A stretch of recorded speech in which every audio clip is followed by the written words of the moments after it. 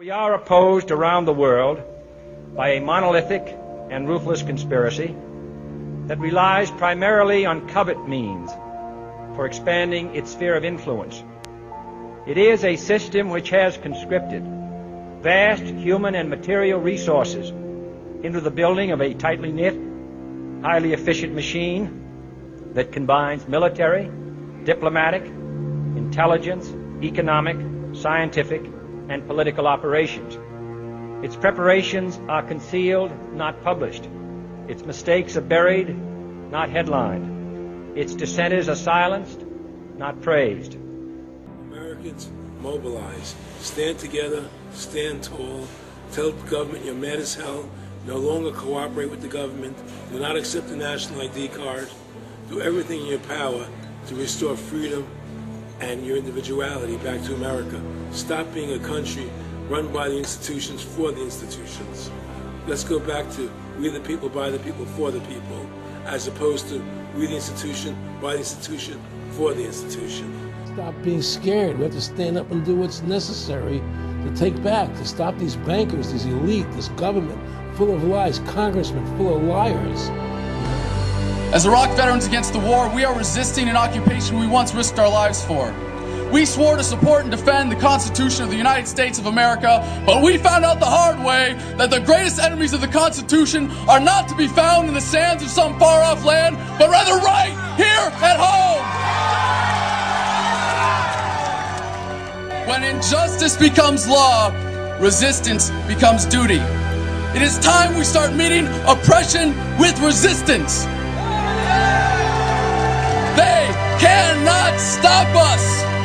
Humanity marches on. The utmost manifestation of love and devotion to America is today, as it always has been, resistance of tyranny.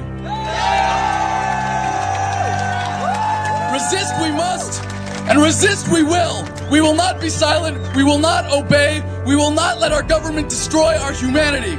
We will not wait another moment in fear to stand up for what we know to be right. It is time we start meeting oppression with resistance. Northwoods, explain that really quick. This is 1962. The Joint Chiefs of Staff signed a document that was planning on having fake attacks on American civilians and blaming it on the Cubans to get us to go to war with Cuba. They were going to blow up a drone jetliner. They were going to send a jet into the air and blow it up. Oh my God. And blame the Cubans for it and get us to go to war with Cuba. Planning on having fake attacks on American civilians. The time when the operation of the machine becomes so odious, makes you so sick at heart that you can't take part. You can't even passively take part. And you've got to put your bodies upon the gears and upon the wheels, upon the levers, upon all the apparatus, and you've got to make it stop. And you've got to indicate to the people who run it, to the people who own it, that unless you're free, the machine will be prevented from working at all. I served with Kilo Company, 3rd Battalion, 8th Marines as an automatic machine gunner. There's a term, once a Marine, always a Marine, but there's also the term, eat the apple, F the Corps. I don't work for you no more. And I'm a Marine. I took an oath to defend the Constitution. The Constitution! I didn't take an oath to defend these banksters. And I guarantee you, all you devil dogs out there need to rise up and take over this country and defend the Constitution against these punks. Okay, I'm sick of it too, Alex. You know, I'm a Marine, but I'm sick of this. You know, they're using us and they're sucking us dry and they are destroying us.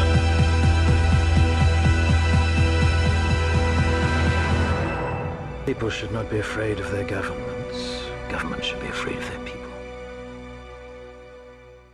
Councils of government, we must guard against the acquisition of unwarranted influence, whether sought or unsought, by the military-industrial complex. The potential for the disastrous rise of misplaced power exists and will persist. We must never let the weight of this combination endanger our liberties or democratic processes.